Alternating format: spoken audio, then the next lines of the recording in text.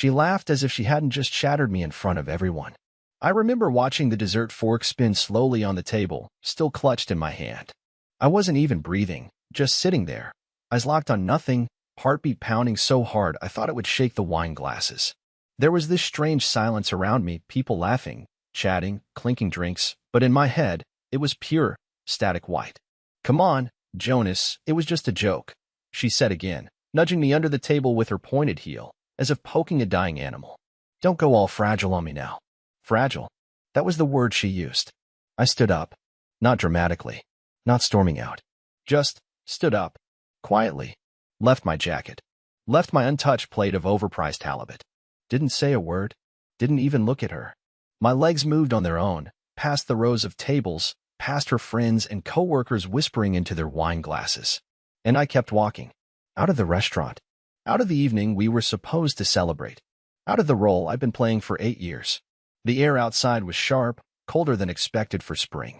My phone buzzed in my pocket, her name glowing bright across the screen, but I let it die. I walked 5 blocks before I realized I had nowhere to go. I hadn't driven. She had the keys. My apartment key was still in the small inner pocket of the coat I left draped over the back of that chair, the one she told me made me look like an emotional accountant. I ducked into a bookstore just to disappear. Sat behind a row of historical biographies and let the minutes pass like fog.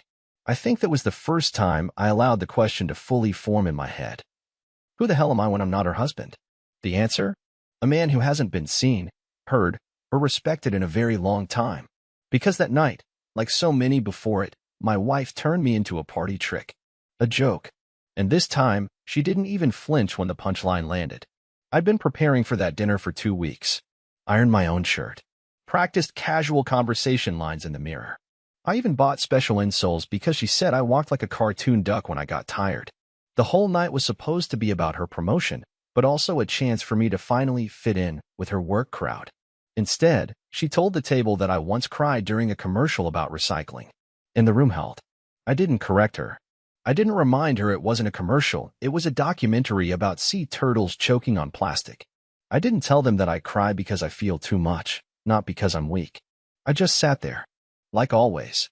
I don't even remember the rest of the jokes she made, just that she said them with her hand on Owen's arm. Owen, her new manager. The one she said was too young for her but had a genius mind for strategy. The one whose name started appearing more frequently in her texts. The one she started dressing different for. The one who laughed hardest at the joke about me not being able to change a tire without watching 3 YouTube videos.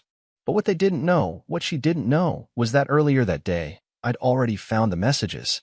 The ones she didn't delete properly. The ones that made me scroll back through months of conversations I never realized weren't meant for me. Messages that made me feel like my whole marriage had been quietly switched out with something else, something colder. So when she humiliated me in front of everyone, what she didn't realize was that she wasn't hurting me for the first time. She was confirming everything I had already learned. And still, I wanted to pretend it wasn't real. I wanted to sit there and be the good husband, the quiet one, the joke that everyone could laugh at while sipping Cabernet. But I didn't. I left. And that's when everything spiraled. What happened after I walked out changed everything, not just for her, but for me. Because the moment she realized I wasn't coming back, she did something I never expected. And that's where things get really, really strange. I didn't go home that night. I know that probably sounds petty to some people, but it wasn't about punishing her. I wasn't trying to make her panic. I just couldn't. I couldn't sit across from her at the kitchen counter while she pretended not to remember what she'd done. I couldn't climb into bed next to the woman who used my pain to entertain people who didn't even know my middle name. Instead, I slept on a bench at the waterfront, wrapped in my own thoughts and the faint smell of fish from the docks. My back ached. My hands were cold. But for the first time in a long time, I felt like I was making a decision for myself. And strangely, that discomfort felt better than the numbness I'd grown used to. Around 6 a.m., my phone buzzed with a message from her. Just 3 words. "Where are you?" No question mark. No. I'm worried. No apology. No anything. Just a flat demand, like I'd missed a meeting. And even the text came 7 hours after I walked out. I didn't reply.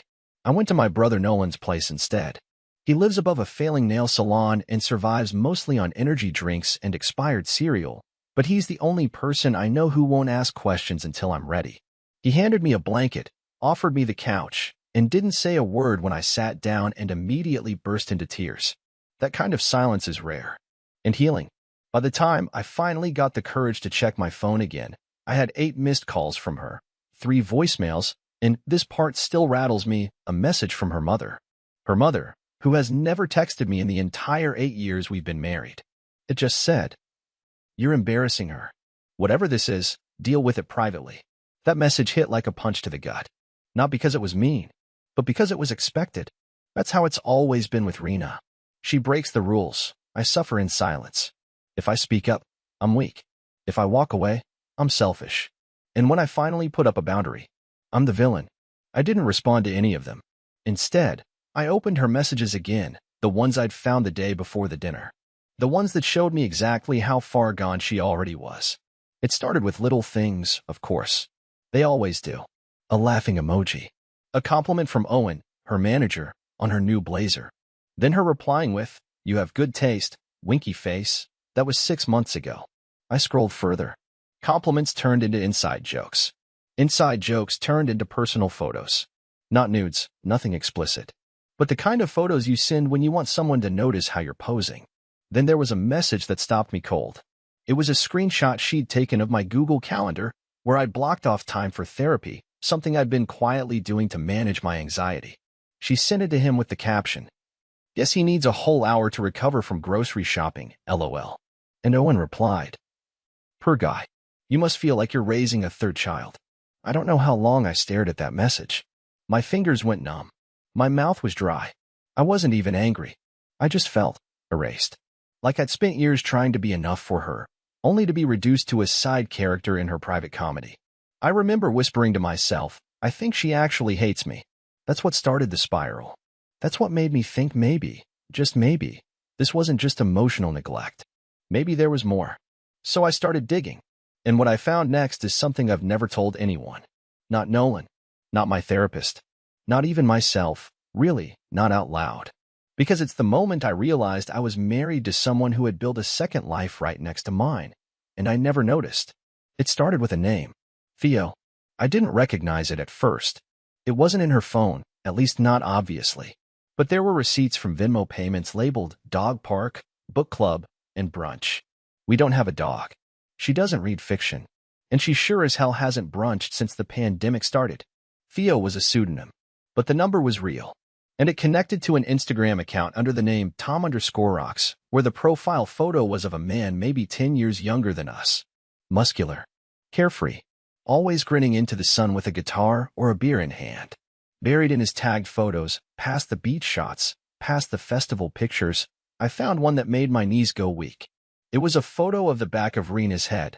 She was sitting across from him at an outdoor cafe, wearing the denim jacket she told me she lost. Her fingers curled around a wine glass, leaning in, smiling. Her body language open in a way I hadn't seen in years, not even toward me. The caption? "Sundays are better with company." He tagged her. She wasn't hiding it from him. She was just hiding it from me. I closed the app, shut my phone off, and sat there in the dark, surrounded by the hum of Nolan's busted air conditioner and the soft scratching sound of his cat chewing on a remote. And for the first time, I said it out loud. She's cheating on me. And even then, part of me still hoped I was wrong. That maybe there was a version of the story where this all made sense. That maybe I wasn't just the punchline. But I was. And now I had to decide, was I going to keep being the joke? Or was I finally going to become the one who walked away? I didn't know how to confront her. Every version I played in my head made me look either pathetic or crazy. There's something humiliating about having all the evidence, all the receipts, and still sitting there wondering if you might be the problem. That's what years of quiet belittlement does. It turns your instincts into question marks. For 3 days, I avoided our home. I made up a story about a work crisis to buy myself time. Nolan offered me his couch for as long as I needed, but I couldn't live off his expired granola bars and lukewarm tap water forever. Eventually, I'd have to face her. So I decided, instead of accusing, I'd observe. I needed to see with my own eyes what I had already seen through her messages. I needed it to be real, not just digital ghosts on a screen. I had to be there when her mask slipped. So I went home Thursday evening. When I walked through the door, she barely looked up from her laptop. "Oh, hey. Everything good at work?" she asked, her tone detached, casual. Like I hadn't vanished for 3 days. like she hadn't texted, called, and then gone radio silent. I nodded and said, "Yeah, just hectic," and walked past her without a hug. She didn't notice. Or if she did, she didn't care. The next 2 days were a blur of practiced smiles and surface-level conversation. We discussed groceries, trash day, whether the dishwasher was making a weird noise. But beneath the thin crust of domestic routine, everything buzzed with this invisible static. I watched her phone more than I watched her face. I noticed how she'd angle the screen away from me when it lit up, how she would take it into the bathroom and come back 15 minutes later smiling faintly. I started to take notes, literally, in a small pad I kept tucked in my hoodie pocket. Every suspicious moment, every interaction, every name that slipped out of her mouth and didn't feel quite right. I was building a case, not for divorce, not yet, but for clarity, for truth, for my own sanity. And then Saturday arrived.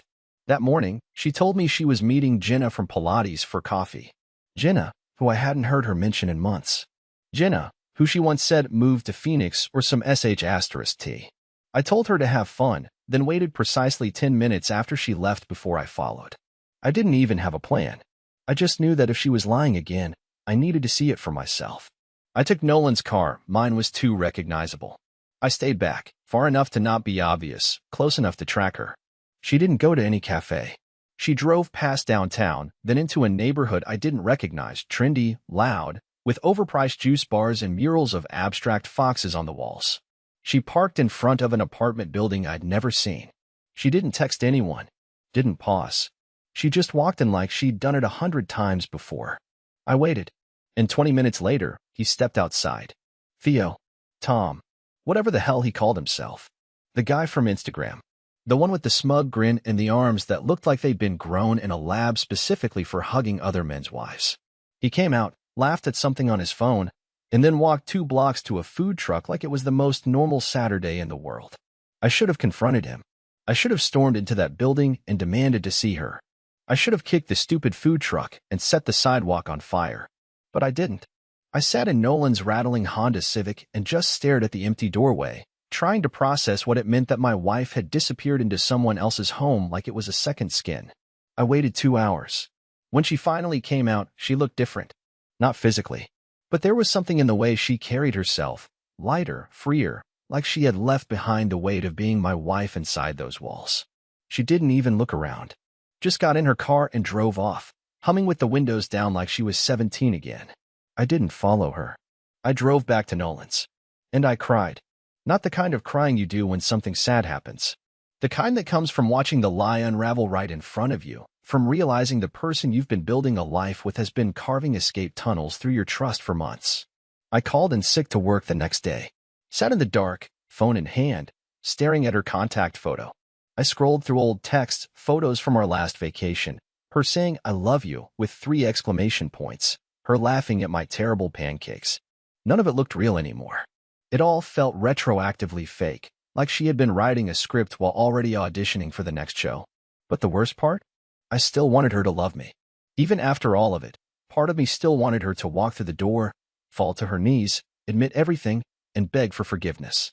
I wanted to believe this was a mistake, that maybe Theo was just a reaction to her feeling neglected, or bored, or misunderstood. But I knew better.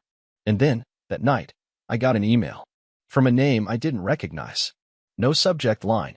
No message body. Just a single attachment. A video file. I should have deleted it. I should have blocked the sender. But I opened it. And what I saw changed everything. The video wasn't long, 43 seconds to be exact. But it hit harder than anything I could have imagined. When I clicked play, I didn't know what I was looking for. Maybe a message from Theo mocking me. Maybe a clip of Rena and him kissing outside his building. Something cheap. But it wasn't that. It was way worse. The camera angle was shaky at first, then it settled, clearly filmed from a phone, maybe through a cracked door or window. I could hear music faintly playing in the background, some indie pop song that I used to have on our shared playlists. And then I saw her, Rena, sitting on a couch with her legs curled under her, laughing into a wine glass, in that high-pitched laugh she usually reserved for when she wanted to seem unbothered. And next to her, Theo, shirtless, not touching her, just smiling, like they were waiting for something. A few seconds later, the front door in the video opened and a third man walked in.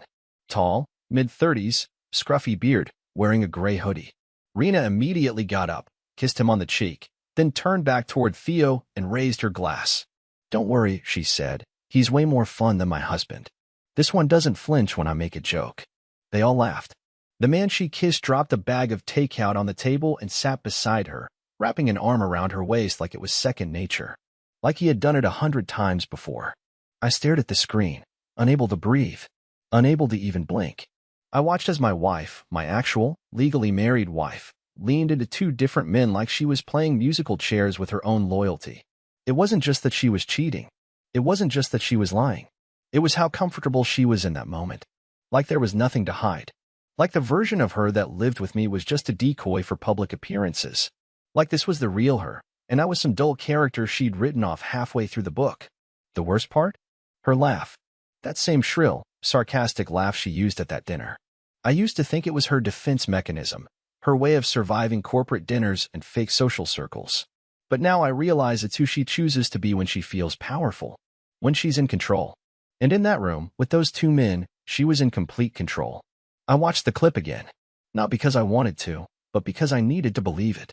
I needed to make it real. I kept pausing on her expression. The ease. The warmth. The way she leaned into someone else like it cost her nothing. Like I never existed. I didn't sleep that night. I sat on Nolan's couch, the screen of my laptop dimming and lighting up over and over again as I replayed it. At 3:47 a.m., I finally asked Nolan the question I had been too embarrassed to say out loud. "How long do you think she's been living a double life?" He looked at me like I was asking whether water was wet. "Dude, you told me she stopped wearing her wedding ring 6 months ago. You really want an estimate now?" I felt stupid. Really stupid. Because he was right. The signs weren't subtle. They were neon. Blinking. Loud. I had just convinced myself they were quirks. Phases. Things I could wait out. I hadn't wanted to admit I was the guy who lost his marriage without even being consulted. The next morning, I did something I never thought I'd do. I emailed her boss. Not to tell him about the affair with Theo, no. I wasn't ready for that kind of mess. But I asked for a list of out-of-office records for the past year. Told him I was doing something legal and that I needed a paper trail. I wasn't even sure if he'd respond. But he did. Within 2 hours. PDF attached. Let me tell you something about Rena. She's brilliant at manipulation, but she's terrible at covering tracks. The document was a roadmap to her betrayal. Client meeting in Santa Cruz, lined up perfectly with Instagram photos of Theo surfing. Wellness retreat in Sedona fell right in line with a tagged post of her getting a couple's massage with neither of us in the frame. She had used her own job as an alibi for over a year, and no one questioned her. Not even me. That realization broke something I hadn't even known was still intact. My pride. Because somewhere in my gut, I'd always assumed that if something like this ever happened, I'd know. That I'd pick up on the vibe, the whispers, the cold shoulder. But I hadn't. I'd been living in a marriage where my wife had built entire weekends around other men, and I was still sitting there debating whether or not I'd overreacted to a dinner joke. It's not just about infidelity. It's about being made a fool. And now, with a video in my inbox and a trail of deceit in black and white, I had to ask myself something I wasn't ready for. Was I willing to keep living as a prop in her show? Or was I finally ready to become a man with an ending she didn't get to write? I didn't have an answer yet. But I did know this. I wasn't going to confront her like she expected. She was going to feel something she hadn't in a long time. Surprise. I didn't storm into the house. I didn't slam doors. I didn't even raise my voice. That's not who I am. I don't do chaos. I suffocate in it. And honestly, she wouldn't have noticed a meltdown if I tried. She would have just smirked and called it another one of Jonas's dramatic moments. So instead, I started with something small. I walked through the front door like nothing had happened. She was on the couch, eating sushi, wearing one of those oversized sweatshirts she always stole from my side of the closet. She looked up, startled for a second, then immediately shifted into a smile that made me nauseous. "Hey," she said, brushing soy sauce off her lip. "I thought you were still at Nolan's." "I was," I replied. "Just wanted to grab a few things." She raised an eyebrow. "Like what?" "Just stuff," I said. "Personal things." She watched me walk into the bedroom, probably assuming I was being fragile again, maybe sulking. She didn't know that my heart was pounding so loudly it was making my teeth hurt. I opened my dresser, pulled out my passport, my birth certificate, a stack of bank documents I kept buried under winter socks. I wasn't leaving yet. But I was preparing. Quietly. Methodically. The way someone like me has to. She came into the room and leaned against the doorframe. "Are you okay?" she asked, eyes narrowing. That question. The one she only asked when she was worried about appearances. Not me. Just what version of me might leak out in public. I smiled softly. "I'm just tired, Rena." She nodded slowly. "You seemed off." I wanted to laugh. Off? I was unraveling at the seams, and she was calling it off, like I was a damn light switch flickering too much. But I kept my cool. Maybe I just need space to think. Her face flickered. Barely. But I caught it. That was the moment she realized I wasn't clinging anymore. I left shortly after, claiming Nolan needed help moving a futon. She didn't ask when I'd be back. Just said, "Okay," with a shrug so careless it was practically a confession. Back at Nolan's, I opened a spreadsheet. Yes, an actual spreadsheet. I needed to see it all laid out, not emotionally, but analytically. The receipts. The dates. The travel expenses that didn't align. The screenshots. The file from her boss. The video. Everything. I called the folder Exit Prep. Because this wasn't just about leaving a marriage anymore. This was about leaving a system of silence. But I wasn't going to just vanish. I needed her to feel it. Not through revenge. I'm not built for that. But through exposure. Through clarity. Through a spotlight she couldn't joke her way out of. So I came up with a plan. We were supposed to attend her sister's engagement dinner the following week. A big gathering. Fancy venue. Both sides of the family. Her coworkers. Mutual friends. She'd already bought a dress for the occasion, something emerald green that she said made her feel expensive. She wanted to show me off, she said. Prove to everyone that things were solid again. I agreed to go. I told her I'd shaved for it. That I'd even booked a haircut. She looked thrilled. Said, "See? We're getting back to normal." Normal. The word made me sick. She spent the whole week prepping. Nails done. Teeth whitened. She even cooked one night, which she hadn't done in months, grilled chicken with that weird quinoa mix I pretended to like. I nodded, smiled, played the part. All while preparing the file. I printed everything. Not in some dramatic folder labeled Truth or You Betrayed Me. No. Just a clean black envelope with gold foil lettering that said, For the Future. I'm corny like that. At the dinner, she was glowing. Commanding. She wore the dress like armor, hair swept up, cheeks slightly flushed from the white wine she sipped too fast. She introduced me to everyone like we were still us. I played along. Smiled, nodded, listened. Until dessert. That's when I got up. Quietly. I didn't make a speech. I didn't ask for attention. I just walked to her chair and gently placed the envelope in front of her. She blinked. Confused. What's this? I leaned down, close enough that only she could hear. You once said I was like emotional support with a beard, I whispered. Turns out, I needed support too. But you were too busy laughing. Then I walked out. Left the envelope, left the party, left her stunned at a table surrounded by people who knew nothing, yet, about who she really was. I didn't go back to Nolan's this time. I booked a small Airbnb on the outskirts of town. A quiet place with mismatched furniture and creaky floors. It felt honest. It felt like somewhere I could begin again, if only for a while. I turned off my phone that night. Because I knew once she opened the envelope, everything would start unraveling. And I didn't want to hear her panic yet. I wanted her to sit in silence. The same way I did, for years. I turned my phone on the next morning expecting a few missed calls. Maybe a handful of texts laced with confusion or denial. What I got was a war zone. 23 missed calls. 17 text messages. 2 voicemails, one of which was over 3 minutes long. And a single email, sent at 2:06 a.m., titled, What is wrong with you? I didn't open any of them. Not right away. I just sat there in the musty Airbnb kitchen, staring at the wall as the old refrigerator hummed behind me like it had a secret to keep. The air felt thick, like the house knew something was coming. When I finally opened the messages, I didn't start with hers. I started with my sister-in-law. She texted, Lowell. I don't know what to say. Rena's having some kind of meltdown. She left the dinner early, like in tears. What was in that envelope? She won't say anything. Then my brother. What the hell, man? I heard from Mom that Rena accused you of sabotaging her job. You okay? And then, Rena's first message. What is this? What the hell is this? You made me look insane in front of my entire family. Then another. Is this some kind of punishment? You are not the victim here, Jonas. Then more. You had no right to bring my personal life into this. You've always been weak, but this is disgusting. Call me now before this gets worse.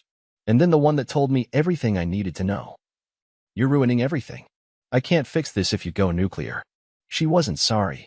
She wasn't even shocked. She was angry I didn't let her control the narrative. That envelope didn't just contain printed screenshots and timestamps. It contained truth. And it wasn't just proof of the cheating, it was structured, cataloged, and explained in a way that made it impossible for her to spin it into another joke. I'd even included a timeline, dates, locations, receipts, all mapped out in a way that showed clear deception. There was no wiggle room for performance. No chance to slip out of it with a clever smirk or dismissive shrug. I had finally spoken in a language she couldn't interrupt. The voicemail, though, that's where it got messy. I hit play. Her voice was shaky at first, the kind of shaky that doesn't come from sadness but fury masked as fragility. Jonas, you really think this was the way? You humiliated me. I had coworkers there. My sister's fiancé's parents were sitting across from me. You made me look like some kind of monster. Then her voice dropped, quieter, more bitter. You always do this. Play the sad little man. The victim. But you never fought for me. You never made me feel wanted. You just sat there all these years, letting everything happen around you. What did you think was going to happen? And then she said it. The one line that shattered the tiny remnant of love I was still clinging to. You're the reason I cheated. There it was. Not regret. Not reflection. Blame. She couldn't even own her betrayal in private. She needed to twist it into some morality tale where she was forced to lie, forced to sneak around, forced to tear our life apart because I wasn't loud enough, strong enough, fast enough. I never made the stage shake when I entered a room, so she found people who did, and when they used her, discarded her, made her a side piece, she came crawling back into my silence, expecting it to swallow the truth like it always had. But this time, it didn't. I didn't call her back. Instead, I packed my things and left the Airbnb. I didn't go home. I didn't go to Nolan's.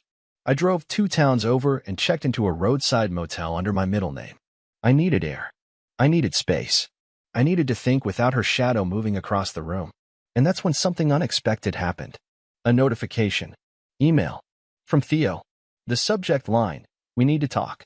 I stared at it for a long time, my hands sweating, my heart racing. I didn't even know how he got my email. Maybe she told him. Maybe he found it on one of the receipts I left in the envelope. I didn't know. But curiosity overrode my exhaustion, and I opened it. Jonas. I didn't know she was married when we started seeing each other. I found out months in, and by then it was complicated.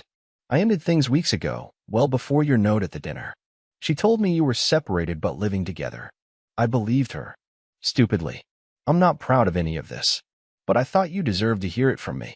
Also, she's been seeing someone else. Not just me. I'm sorry. Theo. My blood ran cold. I reread it. Another one? There was another man. Possibly more. While I was losing sleep over Theo, she had already moved on from him to someone else. She was rotating people like backup batteries, grabbing whatever gave her the most charge in that moment. And just like that, something inside me clicked. It was never about me being weak. It was about her needing to dominate, manipulate, and devour. Not love. Not partnership. But control. And the moment I stopped giving her that control, she cracked. And I hadn't even started yet. I sat in that motel room for nearly 2 days straight, pacing between the peeling wallpaper and the creaky mattress, unable to decide whether to be enraged, relieved, or completely numb. The email from Theo replayed in my mind like a ticking metronome, steady and merciless. There was someone else. Another man. Not in the past, in parallel. That was the part that rewired something inside me. I wasn't just left behind. I had been erased mid-sentence. You know what's strange? When betrayal hits a second time, it's not as loud. It's quieter. Heavier. Like trying to scream underwater. I kept telling myself I should be angry. Furious. But all I could feel was this blank, hollow silence, like my entire marriage had been a dress rehearsal for a play that only she knew the ending of.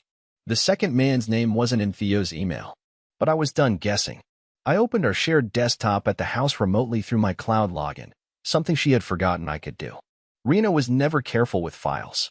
She was always smart about people, dumb about details. That was the irony of our whole relationship. She knew how to manipulate a room but never backed up her hard drive. She knew how to destroy reputations but couldn't remember to close her email app when she left the house. It took me 5 minutes to find him. Buried in a folder labeled Consulting was a collection of PDFs, receipts, and Zoom screenshots, all of them tied to a man named Davis Whitcomb. A name I hadn't heard before. But his face? It was unmistakable. He was one of the speakers at the Women in Business panel we attended together 9 months ago, the same event where she publicly joked that I was like an emotional support pet. I remember shaking his hand afterward. He gave one of those limp, disinterested handshakes, the kind that tells you someone's looking over your shoulder while they greet you. I thought nothing of it. Just another alpha-type networking junkie who talked about synergy like it was a religion. Apparently, he thought something of me. Or rather, something of her. I scrolled through photos of them at airport lounges, bar receipts from New Orleans, a rental car booking in both their names. And then, a photo that stopped me cold. It was a mirror selfie of the two of them. He was shirtless. She was in the same red tank top she wore the night she told me she was going out for a quick dinner with the girls. In the background, I could see my travel bag. My suitcase. The one she took without asking while I was out of town for work. She didn't just lie. She used my things to do it. She had turned my belongings into props for her double life. And right then, I felt something shift. Not rage. Not sorrow. Control. I realized for the first time in years, I wasn't afraid of her anymore. I had nothing left to protect. No image. No legacy. No fragile marriage I was trying to glue back together with borrowed hope. Everything was broken. And broken things don't scare you when you finally learned how to walk barefoot across the shards. I gathered all the files and dumped them into a new drive when I labeled closure. Then I called a lawyer. A real one.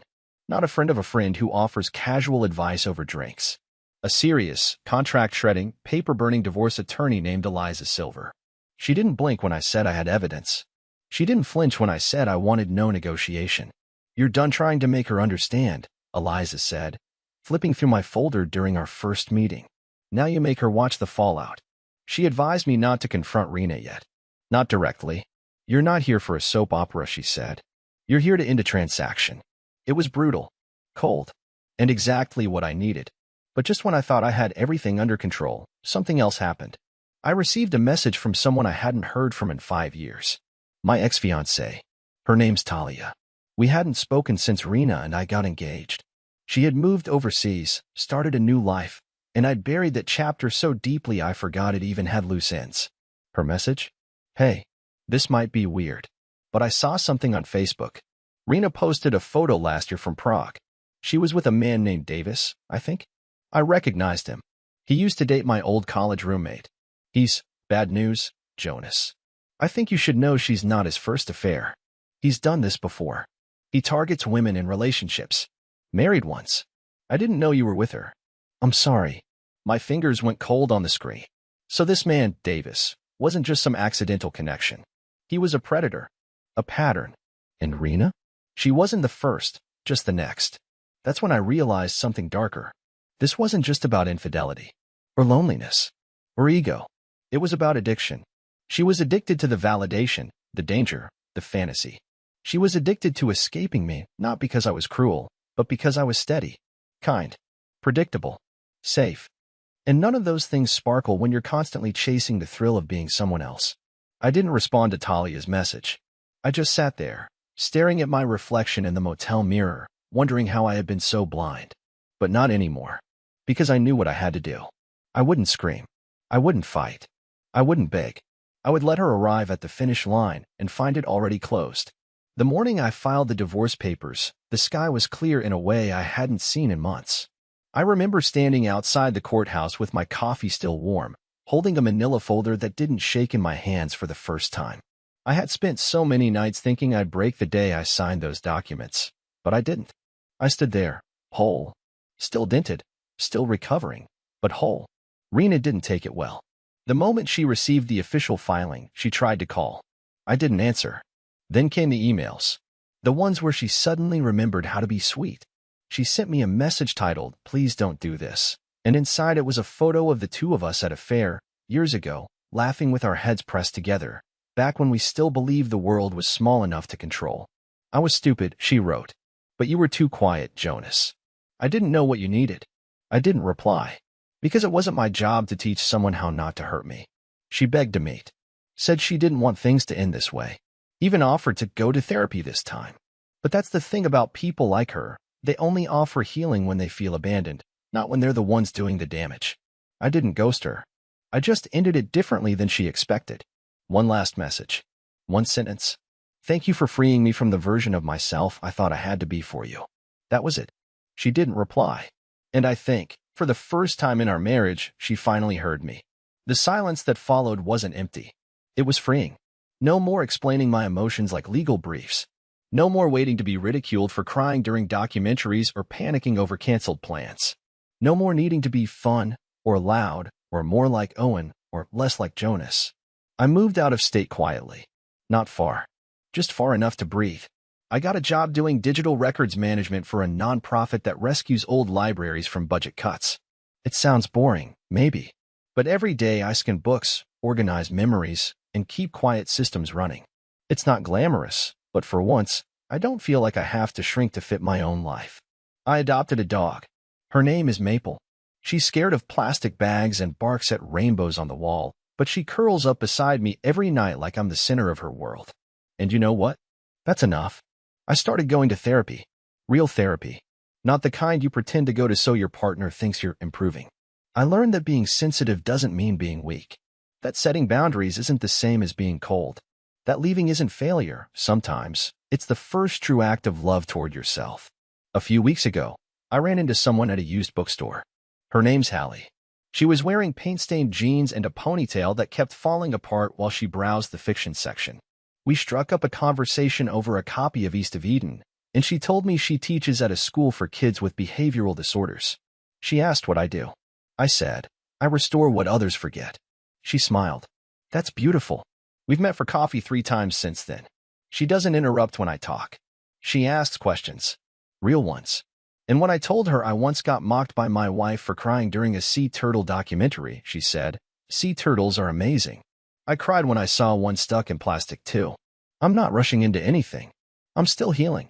But for the first time in a long, long time, I feel like I'm not just surviving my story. I'm writing it. And if anyone reading this is still clinging to someone who jokes about your deepest fears in front of strangers, someone who makes you feel small so they can feel tall, please know this. You're not too quiet. You're not too soft. You're not too much of anything. You're you. And that's finally enough for me.